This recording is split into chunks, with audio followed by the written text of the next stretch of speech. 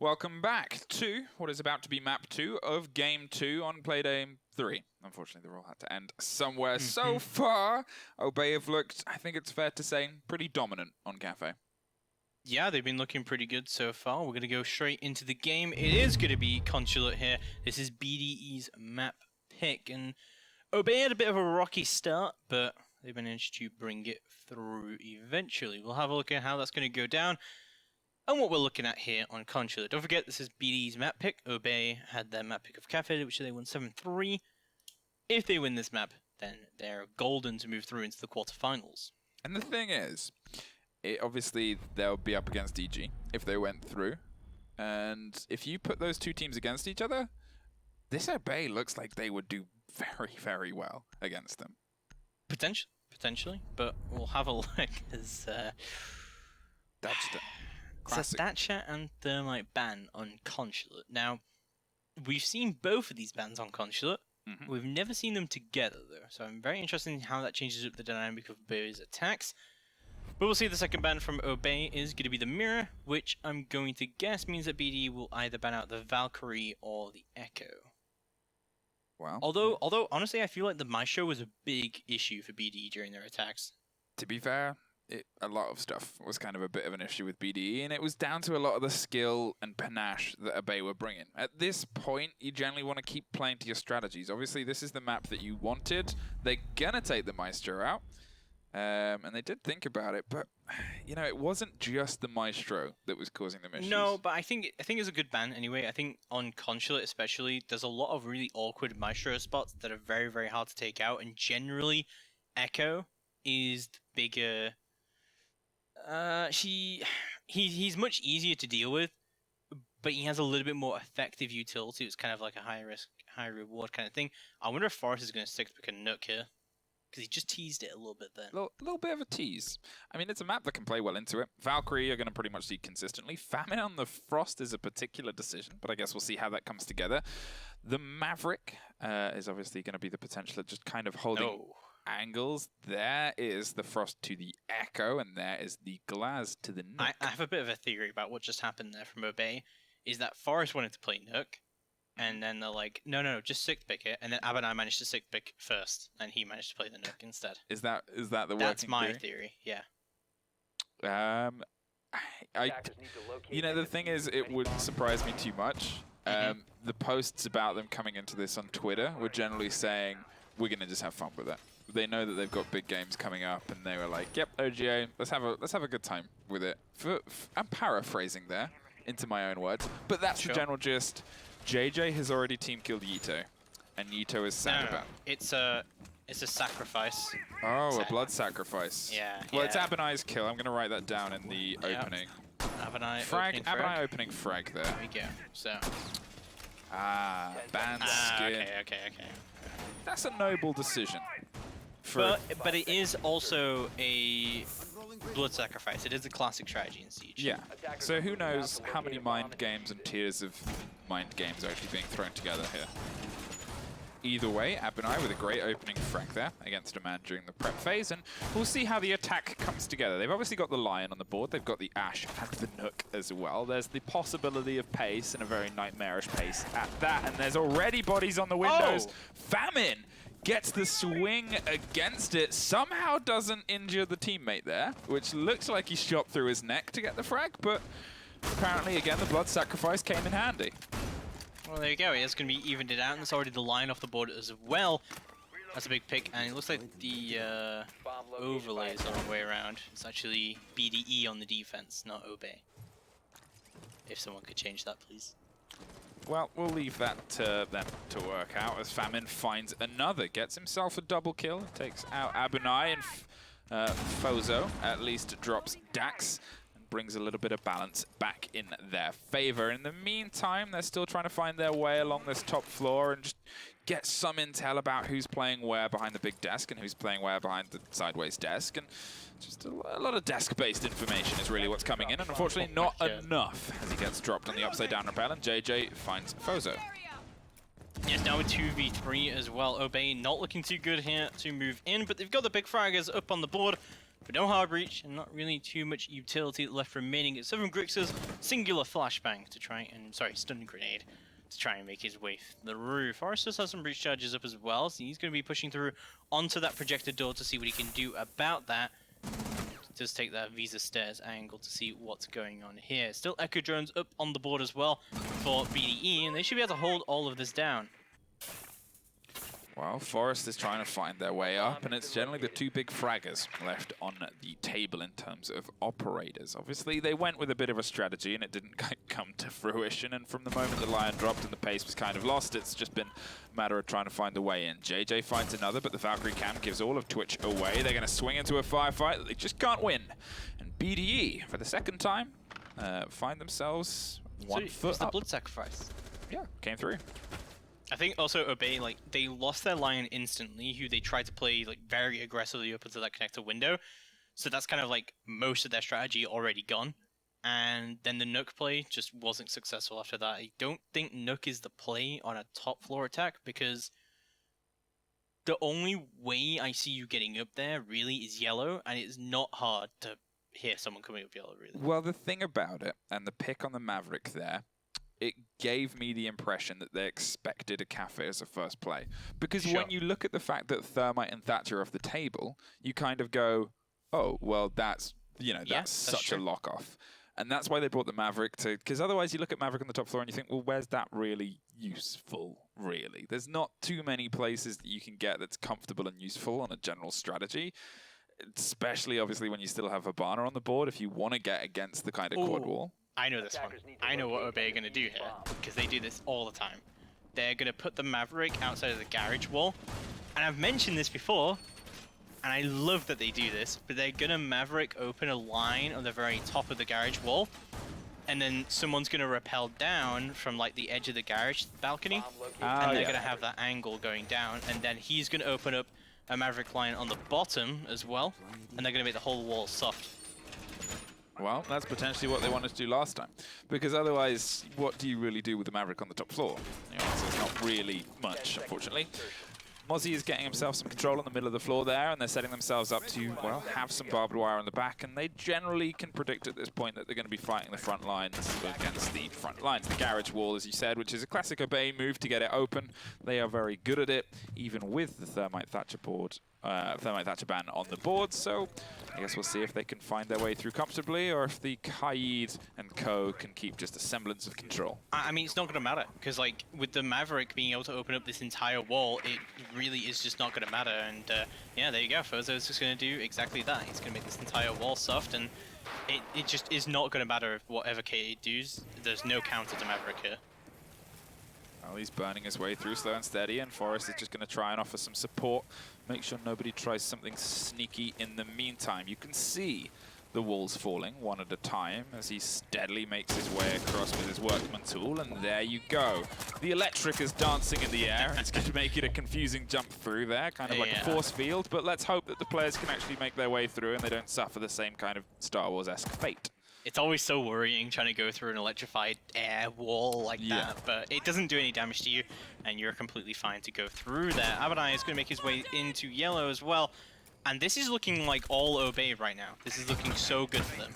Well, you expect this wall to fall, really, especially, as you said, when you're against a team that has kind of found a very nice, quick way through. It's well-practiced, well-rehearsed, and, well, very effective. JJ, in the meantime, opens up the frags against Call-Out. Lions off the table, mid-lioning, and, well, now it's a matter of trying to get the body outside of Piano, who has otherwise found himself dug in there with the ability to smoke off his rotation.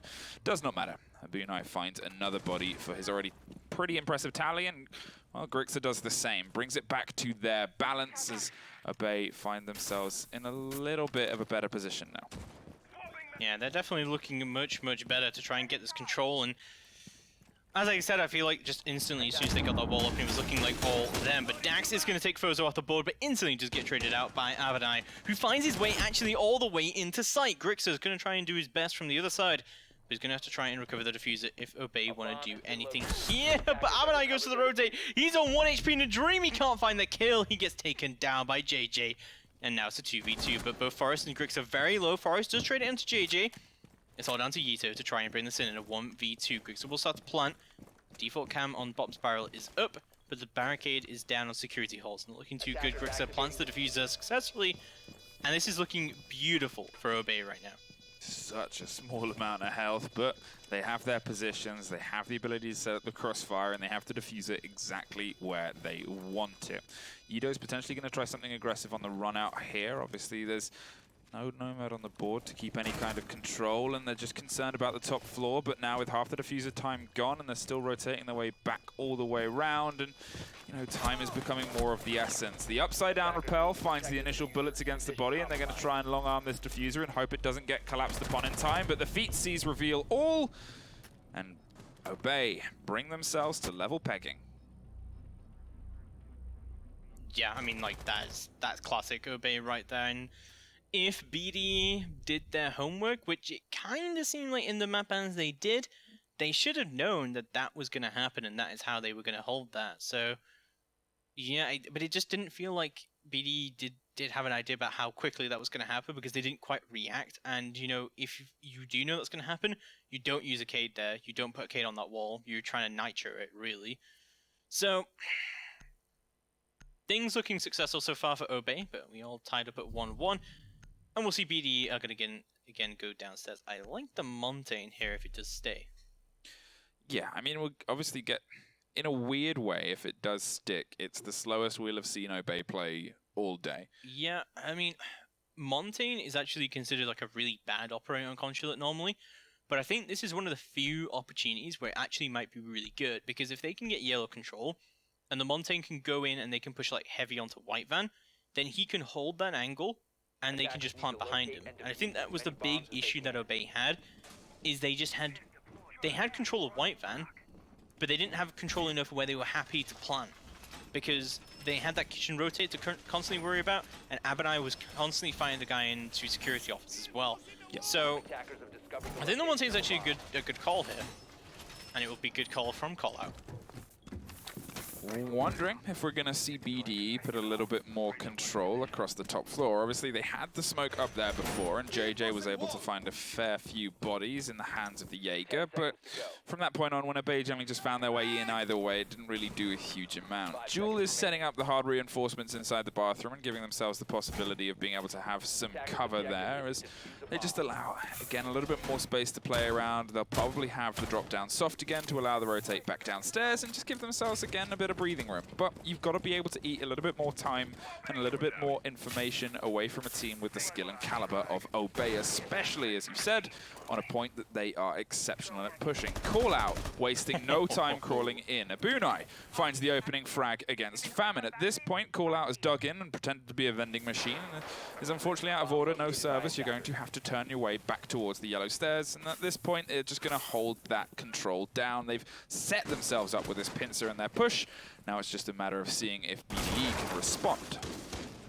This is kind of awkward as well for Obey, because there is still that upstairs control from BDE, but Grix is going to move all the way into White Van, and he's going to take one instantly off the board. There goes Dex, and Grix has managed to find his all the way into security as well, but it is no rotate right there, as Callout's managed to move all the way in. He's going to check security as well, make sure there's no one in there, but Yito from the flank is going to find Abonai. Instant gets traded out, Grix finds one to JJ, and it's all down to Jewel to try and bring this in. He just have the hatch control in a 1v4 to try and bring this in. Only one smoke grenade remaining, but he actually does have this vertical plate open for himself as well as that SAS shotgun if he wants to break that apart. If he's slowly doing his work again as well. Geo moves all the way down, takes down Fozo with a great headshot, but unable to find another one, as Obey will take round number 3.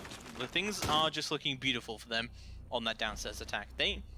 Obey are just one of those teams that King tricking or whatever, Thatcher ban, it just does not affect them. They're so good at mavericking.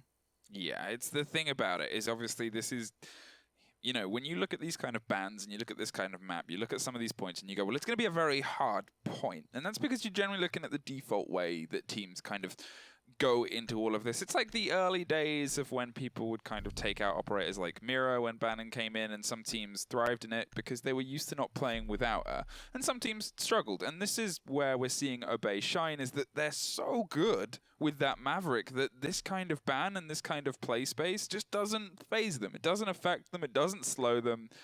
and they're still able to pull off these insanely quick rushes with every operator still on the board. They just get in, get control, get bodies, get the diffuser down, and get out.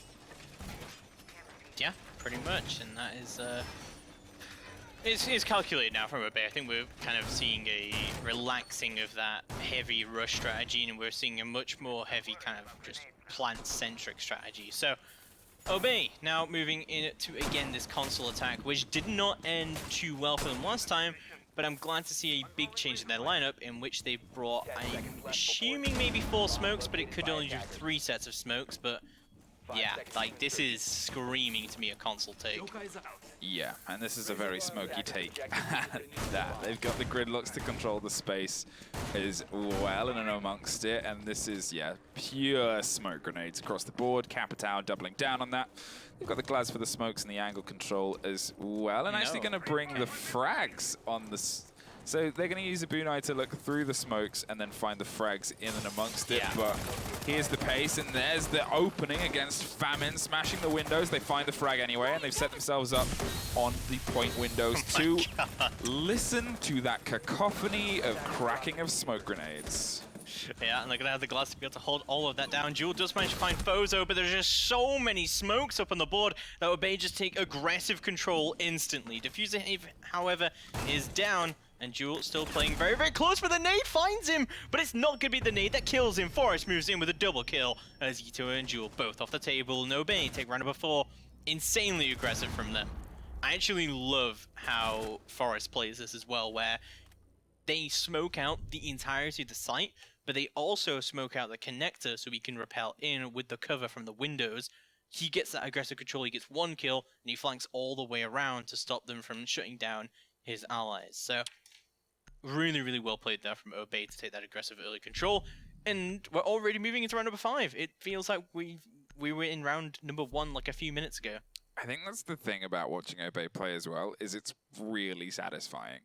Like, as I said before in the previous map, obviously this is, you know, they're having a lot of fun with the play day. As you said they wanted to, and they're kind of proving that. But everything is so well tuned as a team that even when they're being like, right, all smokes this round, let's kind of go in on it, let's do this, and it's just working every single time. And they know each other's play style very well. They know this game, obviously, very well. And it's at this point just a joy to watch them be this kind of fun and creative with their attacks and with their setups. BDE, as we've said, have been doing a fair few things right. They've been bringing a good selection of operators, they've been responding to situations well, and sometimes getting themselves down to these 1 versus 1s, 1 versus 2s. But against a team of this caliber, doing this much creativity, it's often very hard to find a response, and at that, a response that sticks. Well, we're going to move into round number 5, and again, it looks like the same strategy coming out from OGA, although this time they've moved an IQ into the lineup, which I can't say I'm upset by. We'll see how that's going to be all moving through, but yeah, like I really like this lineup coming out from OGA. I think this is exactly what you should be doing. And just like Capitao and Jackal together, it's just like smokes galore coming through as well, with a combination with the glass to be able to see through those smokes, as you said. It should be a quick shutdown. I'm kind of amazed that they actually brought the gridlock out of this lineup. I mean, I guess they thought they didn't really need it. With how quickly they were able to get this information and get the bodies and get the covers, call out instantly locks off Jewel, the smoke is off the table. They don't really need to slow the retake and the roll because they've never really been in that situation. Abanai is going to go for a Spider-Man down, and it's going to be Forest, however, who finds the kill. Abanai hopefully to try and repel up into Spiral, but no, he's going to keep their Spider-Man, and it's going to get taken off the board. Famine and Dax both find kills of their own. BDE still playing very aggressively, and just absolutely nothing gone down. Abanai, yeah, I mean, he went for the Spider-Man, and he just got taken down for it. It's going to be Fozo and Gorixa who are left to try and bring this in. Well, at least Dax is having a good time with it all in and amongst this as well. Fozo is trying to hold the angle across the balcony as Grix is going to try and close in on the Ashe from admin's side. Had a very, very good set of games, Grixer, in terms of just finding a way in and finding the bodies in and amongst it. But the Valkyrie is well aware of this movement and is just playing on the close left. It could be a pre-fire that takes this, but otherwise just waiting for any information about what's going on. And unfortunately, it did not come in. Dax with the double cuts the man in half, and the Echo drone is causing some problems. But Fozo finds a body in and amongst it of a very bold Lesion. Has a minute on the board, has plenty of time, but it's against two pretty tough information-based operators.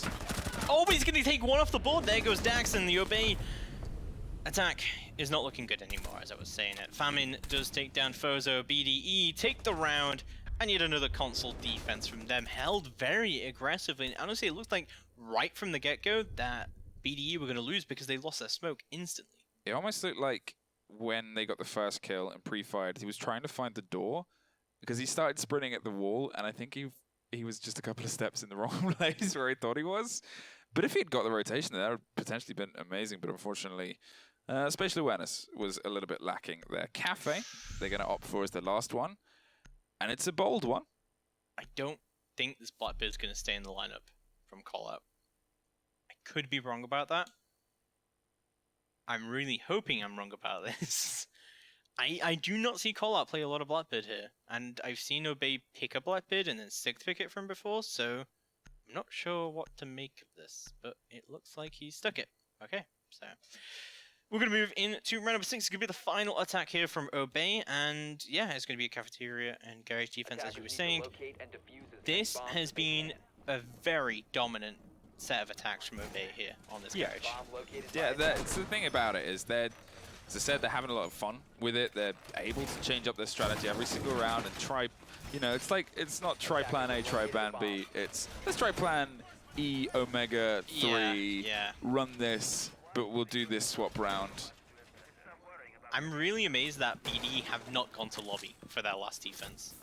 Because I would have expected it. This downstairs, they've just been slaughtered on. Obey, it's not even been close, honestly. Like, they've just been completely destroyed. However, it looks like they are going to go for a bit more vertical play this time. But, I mean, they did this the last time they held here, and it just didn't work for them at all. And again, they're trying the cage strategy, but they know what's going to happen, right? Like, they can't thermite it. They've not brought a Habana. They're just going to do the same thing they have been doing. But the aggressive peaks do come out. And the yellow peak does come through as well as the console peak coming through. But Obey is smarter for it. It wasn't actually the console peak. They smashed the windows and just did it from yellow, and they baited the attention there, and they've not been able to do enough. The Blackbeard and the Twitch suffer shoulders of damage, but otherwise they survive. And Forrest is quite emotionally over what's happened and is going to keep the ping. Sees the head!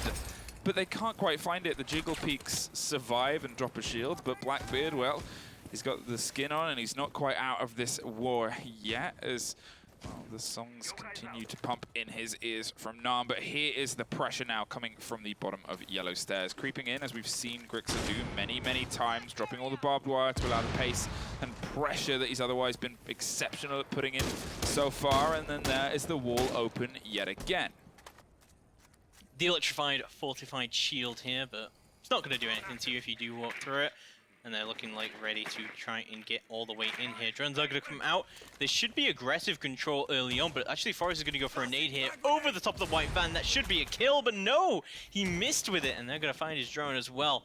Those drones are going to be coming out still from Obey, and looks like Grix is going to be the other one taking control. Abonai takes... He's got a shotgun! This man is running Twitch shotgun right now. What is happening? Fozo moves all the way through. It's going to be Dax who picks up one, but no. He's going to get traded out by Abonai, who gets his second shotgun kill, and this is looking like a disaster right now. Jewel from the Hash just pick up Fozo, however, the plant is going to start to go down. Jewel is still playing around on the Hatch. It looks like he's going to try and rotate off, as well as JJ coming through the rotate from onto Kitchen, it looks like, as he pushes all the way up. Grixer is waiting for him there, and he's going to get shut down. Nice shot from JJ, moves all the way in.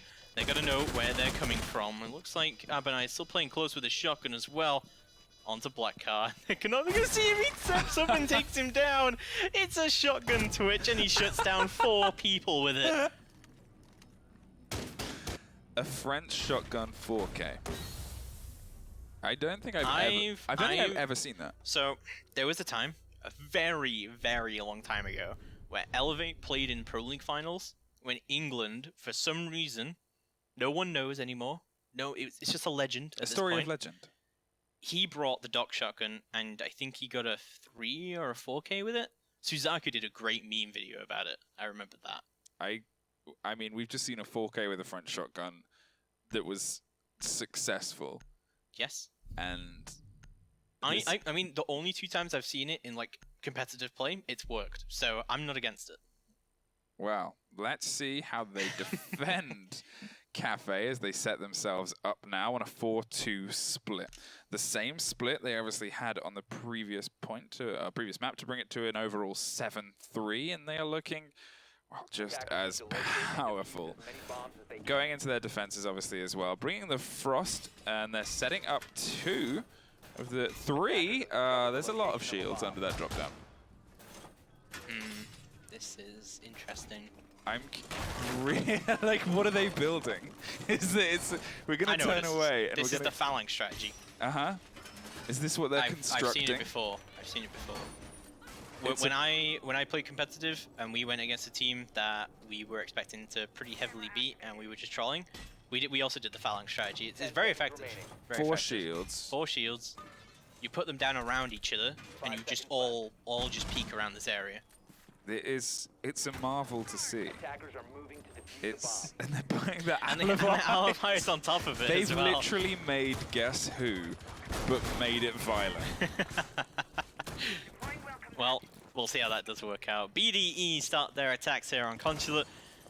Things not looking too good for them so far in the first half, but we'll have a look at what they want to do in their attacks. But I don't like this lineup from them. There's no hard breacher. They're going to have to do a back take.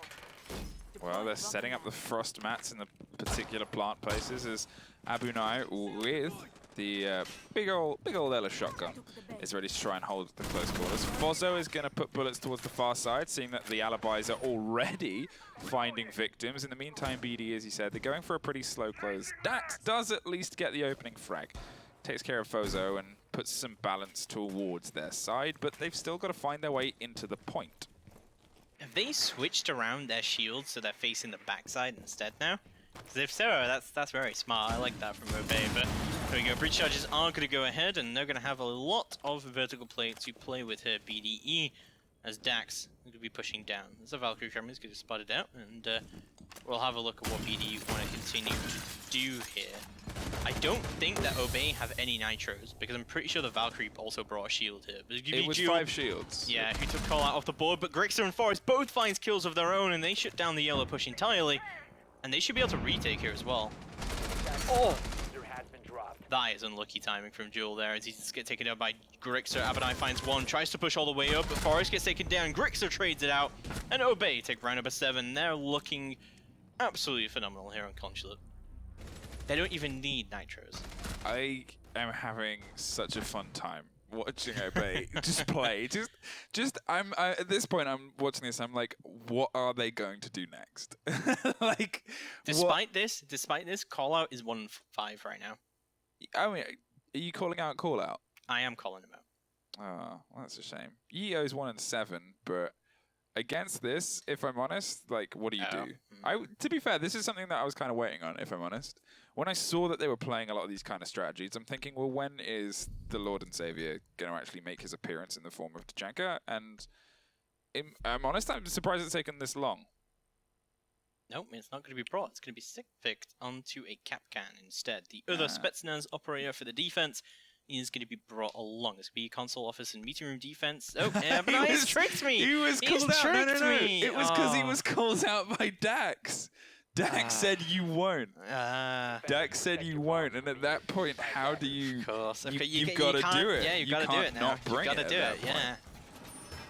Well, yeah, Abadai's going to stick it. He can't take that. You can't let someone from BDE talk to him like that. No, you can't take that. You've got it, and now he's got to find a kill with it as well. I'm wondering where he's going to set it up here. He's clearly got to go for the spawn peak, right? Yeah.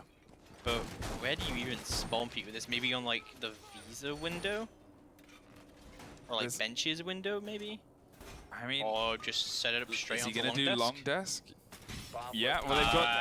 yeah, okay. The phalanx strategy, I'm liking it, So setting it up, man, if he does it behind the short desk, looking across long desk, like he's like, step into my office. Yeah. And the response is... No. He's going for the spawn peek with it.